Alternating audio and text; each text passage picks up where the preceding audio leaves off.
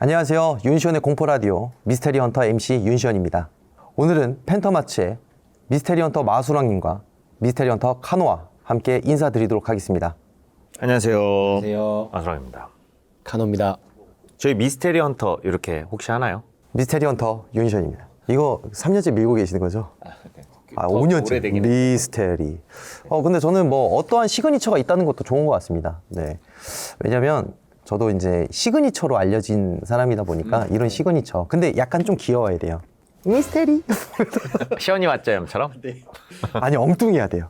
사람들이 내리에 박히는 거. 생각해보세요. 흉가를 갔을 때도 약간 저 사람은 도대체 왜 흉가를 갈까라는 그 마인드잖아요. 근데 가서 야 진짜 무서운 것 같아.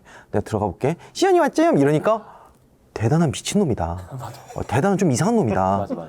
어떻게 저기서 저렇게 할 수가 있는 거지라는 것 때문에 구독자가 좀 많이 늘긴 했어요. 그러니까 공포 라디오 하면서도 제가 이제 여러분들한테 좀 깝죽거리려고 하는 부분이 약간 좀 그런 거죠. 좀 내리에 박히고 싶어서. 형님 근데 시원이 왔죠는 형님이 집에서 조금 연구하다가 현장에서 한 겁니까? 아니면 즉석에서 이렇게 급하게? 즉석에서 만들어진 거예요. 그러니까 그때는 약간 좀 제가 아까 전에 방송 키기 전에 우월감으로 방송하지 마라라고 했잖아요. 근데 우월감으로 방송했을 때여가지고 세상에서 가장 강캐였어요. 그러니까 시청자가 들어와서 야 세상에 귀신이 어딨냐 이러면 이제 강하게 치면서 막 싸우고 했던 그리고 노숙자를 잡고 있었으니까 되게 이제 우월감이 하늘 찔렀죠. 야 넌 누구보다 윤시원 너는 강심장이다라는 그런 글 하나하나에 이제 뽕이 거의 그냥 에베레스트 뚫고 그냥 우주까지 가고 있을 때였는데 가만 생각해 보니까 그러다 보니까 약간 강한 척이 아니라 약간 반전을 줬으면 좋겠다. 그래서 진짜 엉뚱하게 한 번 해봤어요. 시연이 왔자요? 한 번을 딱 해봤는데 사람들이 야야 귀신 어딨어? 야 나오라 그래 이런데 시연이 왔자요? 이러니까 사람들이 물음표가 뜨면서 뭐야 하는데 이걸 또 편집자가 잘 캐치를 해서 6개월 전에 했던 시연이 왔자요 하고 6개월 동안 안 했거든요. 근데 이 편집자가 이걸 가지고 와서 밈으로 만든 거죠. 계속 작업을 했다 보니까 사람들이 이제는 시연이 왔자요이 이제 공식 트레이드마크가 됐던 그런 게 가장 중요한 것 같아요. 네. 저도 뭐 하나 만들어 주시면 안 되겠습니까, 형님? 이상한 걸 해야 돼요. 아 카노 왔죠면 좀 해봐. 아니 해보고 결정하자. 해보고. 자, 한번 해보죠. 어떻게 합니까, 형님? 지금 한번 보여주십시오, 형님. 자 오리지널 시원이 왔자염 한번 보시고. 근데 저는 뭐 이런 방송에서는 잘 안 하는데 우리 카노가 또 이렇게 시켜먹네요. 네. 시연이 왔자요. 세상 기억해.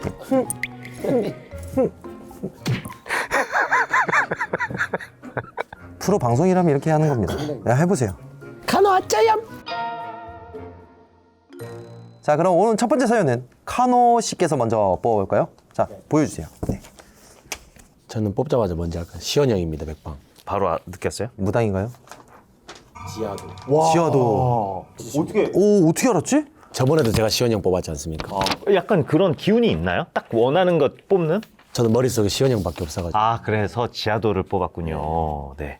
오늘 제가 소개해드릴 사연의 제목이 바로 지하도입니다. 네. 지하도는 일단 기본적으로 땅 밑에 있는 걸 얘기하는 거죠. 거기에 길이 있으면 다 지하도라고 얘기합니다. 그래서 물이 있으면 지하수로라고 하고 걸어 다니면 지하보도. 지하보도. 걸어서 가니까. 차가 다니면 차도. 그럼 지하도는 전체를 묶어서? 네.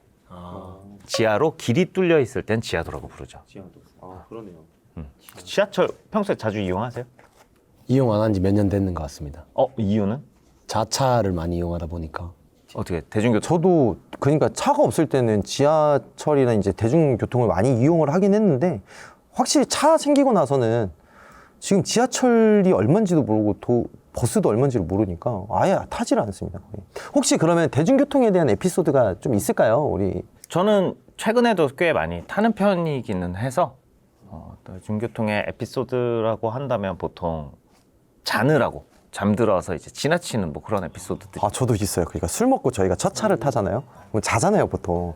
근데 여기서 여기까지가 이제 집인데 지하철역으로 한 14정거장 정도인데 한 5정거장 갔나? 네. 다음 역이 왕십리여야 되는데 잠깐 이제 왕십리에서 소리가 들려요. 자고 있는데 왕십리역입니다 하고 눈을 딱 떴는데 아직도 왕십리에 도착을 안 한 거야. 아직도 왕십리를 가고 있어. 한참 잔 것 같은데. 그래서 다시 자고 딱 일어났는데 이번에는 왕십리역이래. 또 왕십리역이 진짜 이상하다 하고 이제 다시 잠들었어요. 또 눈을 떴는데 왕십리에서 문이 열린 거야. 왔다 갔다 이렇게 해서 왕십리에서 그런 적 있어요. 그래서 오후 12시 정도에 정신을 차리고 목이 너무 말라서 그 초췌한 모습에 이러고 계속 첫 차를 탔는데 오후 12시에 집에 갔던 사연이 있어요.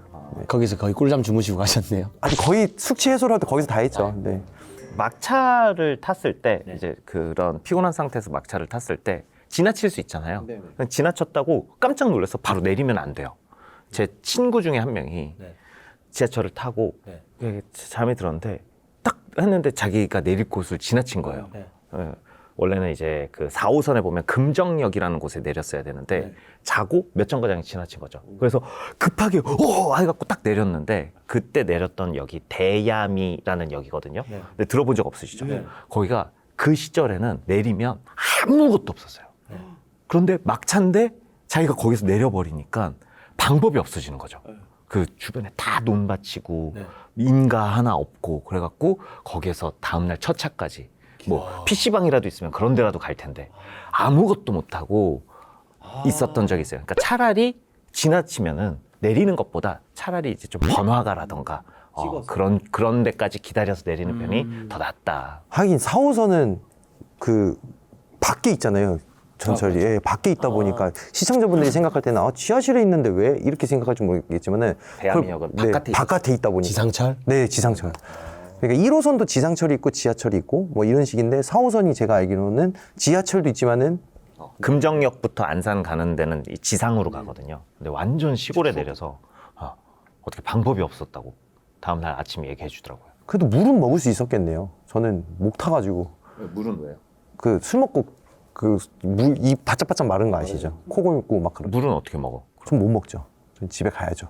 근데 거기서는 대한민국에 자판기라도 있을 거 아니에요, 지하철에. 돈 넣고 이렇게 자판기라도 뽑을 수 있어요. 근데 본인은 그 안에서 잤으니까. 그럴 수도 있는 대하미. 근데 대하미역 되게 좋다. 근데 카노 씨는 지하철 한 번도 안 타보셨죠? 많이 타봤습니다, 형님. 고향에 지하철이 있었나요?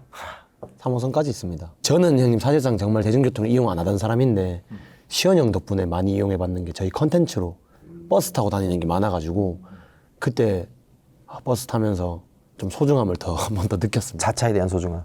멀미가 너무 심하더라고요. 저는 안 타다가 타니까. 그리고 그것도 있어요, 형님. 운전할 때는 제가 가는 목적지만 생각하는데 버스 타니까 평소에 못 보던 게 보이더라고요. 정말. 아무튼 저희 그 지하도에 대한 에피소드를 한번 우리 마왕이 형님을 통해서 들어볼 건데 준비되시면 바로 시작해 주시면 될 것 같습니다.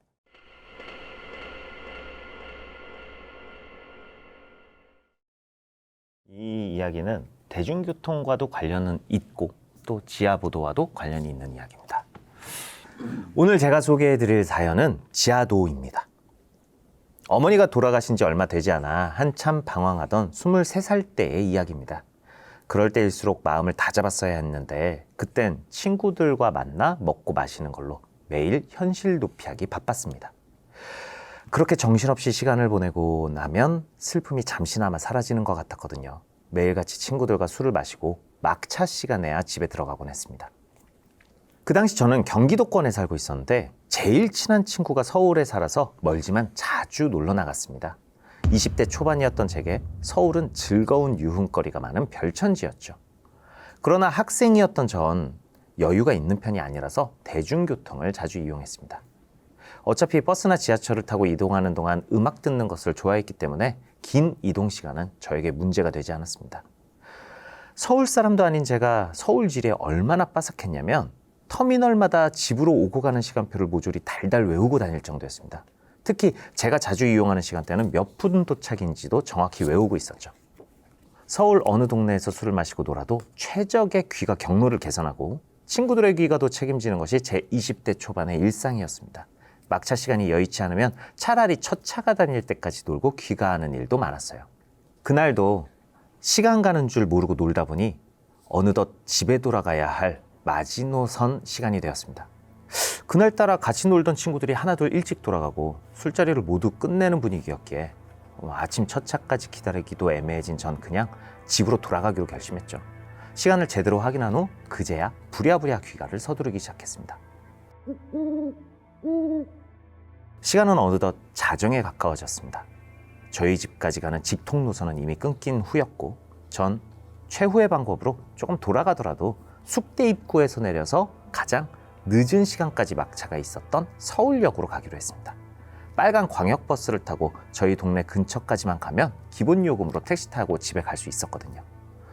그게 왜 최후의 경로였냐면 서울역에서 광역버스를 타기 위해선 지하도를 이용했었어야 하는데 빠른 환승을 위해서는 꼭 지나가야 하는 지름길이었습니다. 그런데 그 지하도가 사람 왕래가 많지 않은 곳이라서 좀 지나가기 꺼려지는 곳이었어요. 지하도여도 불빛은 밝은 곳이었지만 겨울이 다가온 추운 날씨의 지하도 분위기는 늘 으스스하기 그지없었죠. 그래서 여자 혼자 지나다니기에는 좀 무서운 그런 곳이었습니다. 평소 같았으면 좀 돌아가더라도 횡단보도로 건너갔겠지만 시간이 애매해서 버스를 놓칠 수도 있겠더라고요. 그래서 더더욱 그 길로 지나가는 수밖에 없었습니다. 그냥 얼른 지나가자는 마음으로 빠르게 걸어서 그 지하도에 진입했습니다. 아무 일도 안 일어난 상태였는데 그날따라 이상하게 지하도에 들어서자마자 무섭더라고요. 아무 이유 없이 불안한 마음이 들어서 괜히 뒤도 한번 돌아봤다가 친구들에게 문자도 보내고 신경을 애써 돌려봤습니다. 그 당시에 굽 높은 신발을 자주 신었었는데 그날 운동화를 신은 게 다행이라는 생각이 들었어요. 여차하면 바로 뛸 생각이었거든요. 그렇게 지하도 계단을 다 내려와 중간쯤 건넜을 때 터벅 쓱 터벅 쓱 독특한 발걸음 소리가 제 등 뒤에서 들려오기 시작했습니다. 한쪽 발을 끄는 듯한 묘한 소리였어요. 저는 조금 더 빠르게 걷기 시작했습니다. 뒤돌아보면 괜히 사람을 오해하는 모습으로 보일 수도 있으니까 그냥 빨리 이곳을 벗어나는 게 나을 것 같았어요. 그런데 빨라진 제 발걸음 소리에 맞춰서 제 뒤의 발걸음 소리도 빨라졌습니다. 터벅 쓱 터벅 쓱. 저를 따라 걷는 것이 분명해 보였어요. 발걸음 소리가 워낙 독특한 패턴을 갖고 있어서 무시할 수가 없었죠. 제 걸음은 어느덧 뜀박질처럼 바뀌고 있었습니다. 그런데 뒤에서도 같이 뛰는 거였어요. 도저히 못 참겠어서 뒤를 돌아보려는 순간 덥석! 누군가 제 옷깃을 부여잡았습니다. 저는 악! 하고 소리를 지르고 말았어요. 제 비명에 재빨리 옷깃을 놓는 손길이 느껴졌지만 이미 놀란 가슴은 쉽게 진정되지가 않더라고요. 가슴에 손을 올리고 호흡을 가다듬으면서 뒤를 돌자 백발의 노인 한 분이 저를 동그랗게 뜬 눈으로 지켜보고 있었어요. 제가 머뭇거리고 있었는데 그분이 무언가를 내미시더라고요. 투박한 노인의 손 위에 올려진 그것은 제 가방 옆에 달려있던 키링으로 된 교통카드였습니다. 중간에 제가 떨어뜨렸는지 주워서 돌려주려고 하셨던 거였죠. 말씀을 못하는 분이신 건지 다른 손으로 다 가져가라는 손짓을 계속 하셨습니다. 저는 고마움에 연신 고개를 꾸벅거리고 무서워서 악 소리를 낸 게 좀 민망해져서 도망치듯이 그 자리를 벗어났습니다. 그런데 한 번 빨라진 심장 박동은 쉽게 가라앉지가 않더라고요. 애써 호흡을 가다듬으면서 빠르게 걷고 있는데 저 앞에 저보다 한 10걸음 정도 앞에서 교복을 입은 여학생이 걸어가고 있는 게 보였어요. 그 여학생은 이 길이 초행길이었는지 아니면 저처럼 이 길이 무서웠던 건지 가방끈을 질끈 붙잡고 걸어가고 있었습니다. 종종거리는 걸음걸이에서부터 무서워하고 있다는 게 느껴졌습니다. 그런데 그때 저와 그 여학생 사이로 무언가가 나타났습니다. 허름한 옷에 헝클어진 더벅머리의 남자가 술병을 손에 들고 비틀거리면서 여학생을 쫓아가고 있었어요. 공포 영화에서나 볼 법한 좀비처럼 말이죠. 저는 너무 무서웠지만 그 여학생이 걱정돼서 조심스럽게 따라갔습니다. 남자는 분명 비틀거리고 있었는데 건장한 편이라서 그런지 보폭이 커서 여학생과의 거리가 점점 좁혀져 가고 있었어요. 직감이라고 해야 할까요? 본능이라고 해야 할까요? 위화감을 느껴서 저도 모르게 큰 소리로 소리쳤습니다. 지은아! 제 목소리가 지하도에 메아리 쳐서 울렸습니다. 그리고 저는 바로 그 여학생을 향해 뛰어갔죠. 아까는 너무 무서워서 비명까지 질렸던 전데 어째서 그때는 그런 용기가 났는지 사실 지금도 잘 모르겠습니다.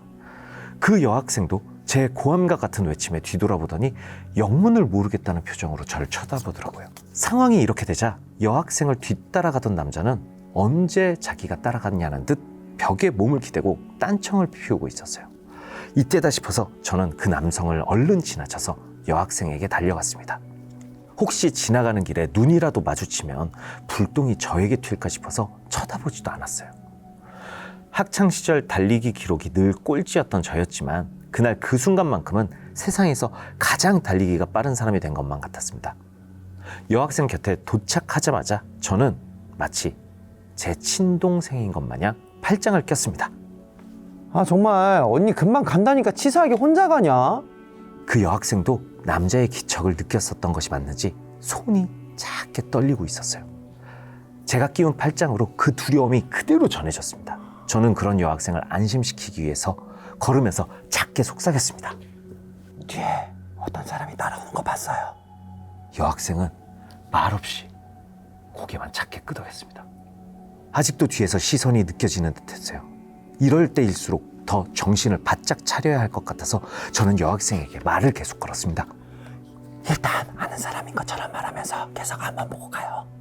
저는 중간중간 힐끔 뒤를 돌아보면서 그 남자가 아직도 따라오나 확인을 했는데 아니나 다를까 여전히 저희를 뒤따라오고 있었어요. 아까 그 여학생을 혼자 쫓아갈 때처럼 노골적이지는 않았지만 마치 우리를 감시하며 미행하는 것처럼 일정 거리를 두고 쫓아오다 멈칫하기를 반복했어요. 곁눈질로 계속 뒤를 살피며 본 그 남자의 얼굴은 더욱 무서웠습니다. 뒤에서 봤을 때보다 훨씬 헝클어지고 떡진 머리에 안 씻은 지 한참 돼 보이는 행색, 술에 취한 건지 초점 없는 충혈된 빨간 눈, 이를 악물었는지 튀어나온 턱, 그 모든 것이 너무 무섭게 느껴졌습니다. 어쩐지 누구든 기회가 되면 해코지를 할 것 같은 느낌이 들었어요. 함께 있어서 무섭지 않다는 걸 보여주기 위해 저는 더 밝은 목소리로 여학생에게 말을 걸기 시작했어요. 너 저번에도 그러더니 왜 자꾸 먼저 나가냐? 미안 언니. 다음에도 그러면 진짜 혼나. 다행히도 여학생도 센스 있게 입은 맞춰줬습니다. 저 멀리 보이는 반대편 출구 불빛이 빨리 가까워지길 바라면서 그렇게 한 걸음씩 저희는 발 맞추듯 나아갔습니다. 한 걸음 한 걸음 걷는 그 시간이 너무 느리게 흐르는 것처럼 느껴졌습니다. 남자가 계속 쫓아오는 것이 느껴졌지만 결국 우리는 지하도를 무사히 빠져나올 수가 있었어요. 그리고 우리가 지상으로 완전히 올라와 버스 정류장 쪽으로 몸을 틀자 그 남자는 그대로 저희와 반대길인 어두운 곳으로 걸어갔어요. 저와 그 여학생은 약속이라도 한 듯 계속 팔짱을 낀 채로 사람들이 많은 버스 정류장을 향해 걸었습니다. 막차를 기다리는 사람들이 많이 보이자 안심이 되었는지 여학생이 휘청거리다가 그만 풀썩 주저앉아 버리더라고요. 혼자 걷는 동안 많이 놀라고 무서웠던 건지 금세 눈물을 후두둑 떨어뜨리며 서럽게 울기 시작했습니다. 너무나 서럽게 우는 그 여학생의 모습이 안쓰러워진 전 조심히 따라 주저앉아 등을 쓰다듬으며 달래줬어요. 버스 정류장에 서 있던 사람들이 저희 둘의 모습을 보고 이상하게 쳐다봤지만 그땐 부끄러움보다는 살았다는 안도감이 더 크게 다가와서 사람들의 시선이 하나도 신경 쓰이지 않았습니다. 여학생의 놀란 마음이 어느 정도 진정이 된 후에 저희는 서로의 얼굴을 보고 이야기를 할 수가 있었어요. 그제야 제대로 본 여학생의 얼굴은 굉장히 앳되고 큰 눈을 가진 귀여운 소녀였습니다. 지하도를 건널 땐 뒤따라오는 남자를 신경 쓰느라 저희가 서로가 서로를 제대로 볼 겨를이 없었거든요. 언니 정말 감사합니다. 덕분에 살았어요. 아니에요 학생. 나도 학생 때문에 살았어요. 제가 갑자기 소리쳐서 많이 놀랬죠. 그렇게 어느 정도 진정된 저희는 정류장 벤치에 앉아 짧게 이야기를 나눴습니다. 여학생도 평소 다니는 길이 아니었다고 해요. 고3이라서 학원을 많이 다니는데 그날따라 수업이 늦게 끝나서 학원 버스를 간발의 차로 놓치고 부모님도 데리러 올 상황이 되지 못해 어쩔 수 없이 그 지하도를 지나야 하는 상황이 된 것이었습니다. 놀란 가슴은 많이 진정한 듯 보였으나 여학생의 손은 말하는 내내 여전히 떨리고 있었어요. 도저히 안 될 것 같아 저는 택시를 불러서 여학생을 태웠습니다. 괜찮다며 손사래를 치는 학생에게 이래야 내 마음이 편하니까 어른 말 들으라면서 무섭지 않게 혼을 냈죠. 지금 생각해보면 저도 완전한 어른은 아니었는데 말이죠. 여학생에게 사는 동네를 물어보고 기사님께 미리 택시비를 넉넉하게 드리면서 제 동생 잘 바래다 달라고 부탁드렸습니다. 다음부터는 무조건 밝은 곳으로 다녀. 알았지? 다시 한번 감사의 인사를 전하는 여학생을 보낸 후에야 저도 제 다리가 떨리고 있다는 것을 깨달았어요. 그날 이후로 전 그 지하도를 이용하지 않았습니다. 어쩌다 막차를 타야 할 일이 생겨도 차라리 돈을 들여서 택시를 탔어요. 여학생을 택시 태워보낸 후 다행히 제가 타야 할 버스가 연착되어 끊기지 않아서 저도 무사히 막차를 탈 수가 있었습니다. 버스에 올라타자마자 힘이 풀린 전 좌석에 몸을 던지듯 풀썩 주저앉았습니다. 불과 1시간도 안 된 일들이 영화 필름처럼 머리에서 재생되기 시작했어요. 짧은 시간 동안 참 많은 일이 있었다 싶었죠. 뉴스로만 접해 들었던 사건들이 저도 모르게 몇몇 떠올랐습니다. 그 당사자가 내가 될 수도 있다 생각하니 다시 식은땀이 나는 것만 같았어요. 주변을 둘러보면서 많은 사람들을 확인하는 순간 살아있다는 것에 감사한 마음이 들었습니다. 그제야 전 창밖을 내다볼 수가 있었어요. 그런데 아까 그 남자가 제가 탄 버스 밖에 서 있었습니다. 우두커니 서서 저를 바라보고 있었어요. 마치 제 얼굴을 빠짐없이 기억하려는 듯이. 계속. 여기까지가 제가 준비한 사연입니다. 와, 나 소름이 계속 돋는다. 근데 여자분들 입장이면 되게 무섭겠다. 이거는 뭐 여자분들뿐만 아니라 남자였어도 사실 무서울 수 있었어요. 근데 저는 모든 상황이 무서웠을 것 같아요. 제가 약간 튀다 보니까 웬 이상한, 그러니까 남자가 와서 형 왜 이렇게 늦었어 하고 딱 팔짱 끼면 그것조차도 사실 경계잖아요. 사실 뭐야, 나 장기 털리러 가는 건가? 그리고 뭐 이렇게 야 친한 척해 이러면 사실 더 무서울 수 있죠. 남자들끼리는 좀 그렇죠. 옛날에 저희가 골목길에서 딱 형들이 초등학교 때 딱 어깨 동무하면 야 친한 척해 딱 와가지고 이렇게 해서 야 얼마있냐 이거 너무 많이 당해서 너무 무섭거든요. 아하. 그래서 사실 그 여학생 입장에서는 지하도를 가는 것도 무섭고 누가 따라오는 인기척이 나는 것도 무서운데 전혀 모르는 사람이 자기를 아는 척하면서 이렇게 하는 것도 무섭고. 이 삼박자가 굉장히, 그리고 여기 대사 보면은 친한 척 하세요. 맨날 앞만 보고 가세요라고 했던 것도 사실상 그 대사잖아요. 야 친한 척해 앞만 보고 와. 앞만 보고. 이거 같은 대사잖아요. 그러니까 이 삼박자가 무서워서 근데 지하도를 나가고 이 사람이 나를 골목길로 끌고 가는 걸까? 아니면 사람 많은 데로 어디로 가는 거지 했을 때 사람 많은 곳으로 갔을 때는 진짜 긴장이 싹 풀렸을 것 같아요. 야, 좋은 사람이구나라는 것을 인지하기까지는 굉장히 오랜 시간이 걸렸으니까 저 같은 경우 이런 경우면은 뒤에서 이상한 남자가 쫓아오고 있어요. 친한 척하면서 같이 나가죠. 이렇게 상황 설명해줬으면 덜 무섭지 않았을까 서로. 근데 또 어떻게 보면 오히려 그 상황 설명을 잘못해버리면 더 패닉이 올 수도 있어요. 그럴 수도 있겠다. 그러니까 뒤에서 사람 쫓아오고 있어요 했을 때 갑자기 뒤를 보고 소리를 지르면서 간다거나 이러면 더 어떤 또 돌발 상황이 발생할 수 있기 때문에 그 상황은 뭐 침착하기는 힘들지만 그래도 침착하게 어떤 무언가를 하도록 노력은 해야겠죠. 그럼 만약에 카노 씨가 걸어가고 있는데 웬 남자가 딱 팔짱 끼면서 사랑해요 이러면 어떡하실 거예요?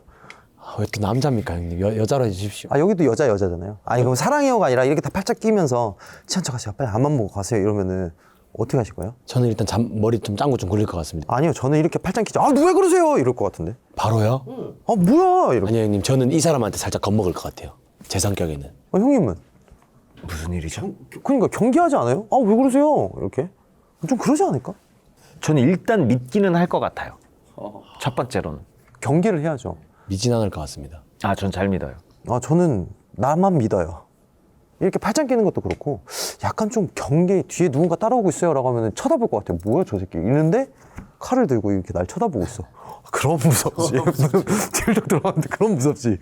그러니까 이렇게 생각하기가 쉬운데 이게 어떤 상황을 내가 제압할 수 있느냐 아니냐로 공포감을 따질 수는 없는 것 같아요.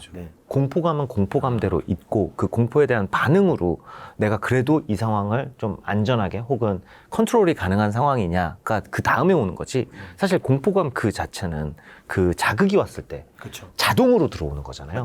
자동으로 들어오는 거다 보니까 사실 제압할 수 있다고 공포가 안 오는 건 아니죠. 그래요? 그러니까 힘센 분들도 공포감이 있나요? 그럼요. 공포감은 똑같이 있지 않을까요? 힘센 사람 어떻게 생각해요? 걔들도 안 무서운 척 하는 거죠. 무서운 감정은 똑같이 느끼지 않겠습니까? 사람인데. 근데 일단은 여기에 나오는 분들은 여성 두 분이었잖아요. 그러니까 약간 강하다라는 의미보다는 그냥 평범하게 좀, 그리고 약자 느낌이잖아요. 피지컬로만 따지면. 그리고 되게 큰 피지컬하고 비교했을 때는 두 명이어도 힘으로 딸리는 그런 상태다 보니까 엄청난 공포감을 좀 느꼈을 것 같아요. 남자로 따지면 뒤에 마동석급 그 건달들 한 4명 정도 있으면 무섭죠. 그 정도면 많이 무섭죠. 그것보다 더 심했을 것 같아요. 여성분인데도 무서울 수 있지 않아요? 뒤에서 그렇게 따라오고 있으면? 여성이 따라오면요? 저는 무서울 것 같습니다. 저는 그냥 좀 무섭다라기보다는 두려울 것 같아요. 그러니까 약간 좀 다른 의미인데. 경계. 그죠. 아무튼 우리 여성분 또 이렇게 여동생 처럼 또 이렇게 그 택시 태워서 보내주고 가장 베스트적인 행동이었다고 생각하는데 가급적이면 늦은 시간에 여성분들이 돌아다니기에는 조금 위험해요 아직은. 네, 아무리 우리나라가 뭐 범죄가 그렇게 많지 않은 치안 국가라고 하더라도 우선적으로는 위험한 건 그래도 위험합니다. 아무튼 그 잘하셨고 저희도 다음 이야기로 한번 넘어가도록 하겠습니다. 네. 여러분 사연 많이 보내주시고 제가 사연이 많이 없어요. 그러니까 여러분 사연 많이 보내주시고 또 댓글로도 많이 응원해 주시길 바라겠습니다.